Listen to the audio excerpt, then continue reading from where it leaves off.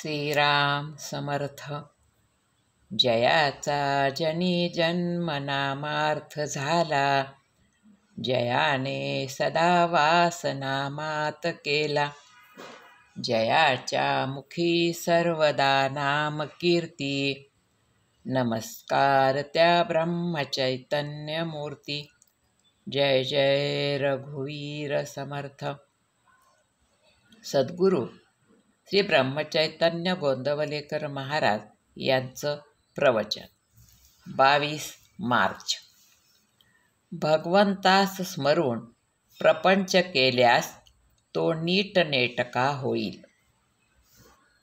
नारदांनी एकदा श्रीकृष्णांना विचारले, तुम्ही कुठे सापडाल?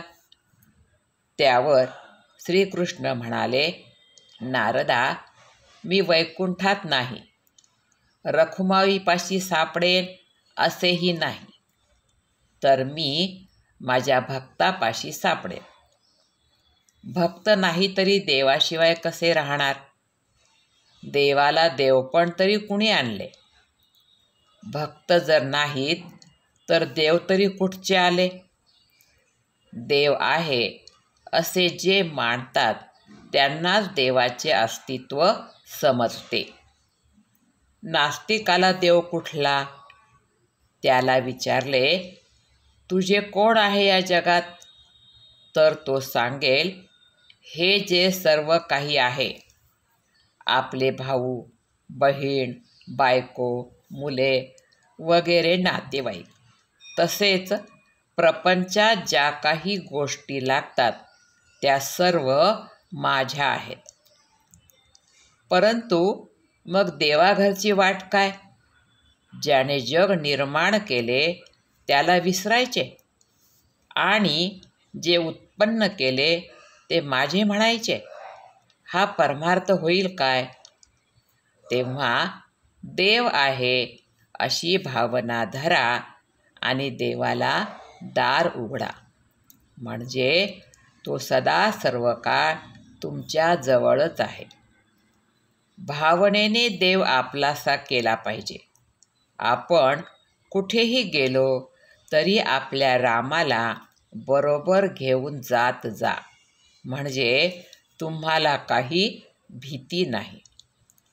रामाला बरोबर नेणे हे बोलणे लोकांना चमत्कारिक वाटेल, पण ज्यांना देवच नाही असे वाटते त्यांच्याशी आपल्याला काही कर्तव्य नाही. जो देवाच्या नादी लागला त्याचा प्रपंच बिघडला असे काही जण म्हणतात. परंतु ज्याने प्रपंच निर्माण केला त्याला विसरून तो प्रपंच नीट होईल का? कधीही होणे शक्य नाही. तर त्याला स्मरूनच प्रपंच केल्याने तो नीटनेटका होईल. प्रपंच सोडून परमार्थ होणार नाही. प्रपंच करा, पण त्यातली आसक्ती सोडा, म्हणजे झाले. तुम्हा सर्वांना जड भरताची गोष्ट माहीत आहेच. भरत जरी सर्व घरदार सोडून वनात गेला तरी तिथे हरिणाची आसक्ती धरलीच. तर हरिण काय आणि माणसे काय, आसक्तीच्या दृष्टीने दोन्ही सारखीच. जोपर्यंत आसक्ती सुटली नाही तोपर्यंत परमार्थ करणे व्यर्थ होय. तरी आसक्ती सोडण्याचा प्रयत्न करा आणि माझा राम सदा सर्व काळ माझ्या मागे पुढे आहे ही भावना धरा. एकाने विचारले, तुम्ही सर्वांना मानसपूजा करायला सांगता, पण एकटा राम सर्वांच्या जवळ कसा जाणार? मी त्याला सांगितले, तू मानसपूजा कर, म्हणजे तुझ्याजवळ तो राहील. तो जर सर्व ठिकाणी भरलेला आहे तर त्याला जाणे येणे नाहीच. आपण मात्र त्याला पाहणे, जरूर आहे. भगवंताचे नामस्मरण हा उंबरठ्यावरचा दिवा आहे. त्याने भगवंत आणि प्रपंच दोन्हीकडे उजेड पडेल. आजचे बोधवचन.